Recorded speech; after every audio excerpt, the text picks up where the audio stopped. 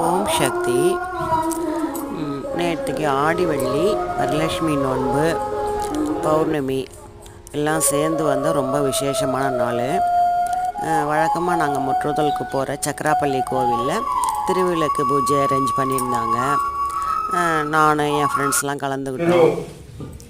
ரொம்ப நல்லா நடந்தது. ரொம்ப நல்லா கிராண்டாக ரொம்ப நடைபெற்று கொண்டிருக்கிறது.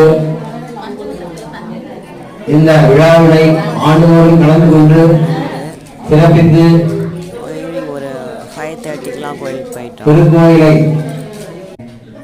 நல்லா அரேஞ்ச்மெண்ட்ஸ்லாம் நல்லா விநாயகர்லாம் வீட்டில் இருந்தாலும் சரி, வெளியில் இருந்தாலும் விளக்கெல்லாம் எடுத்து வச்சு செய்யக்கூடாது. ஸ்டாண்டிங் கிடையாது. மூக்கு வாய் இந்த 5 பலன்களையும் ஒன்று சேர்த்து அம்பிகை தேவனாய் அம்பிகையை மனதார தியானித்து அருமையாக பக்திமயமாக இருந்தது.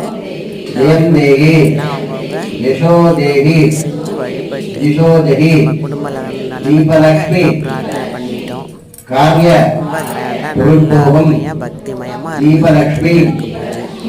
ஓம் சக்தி.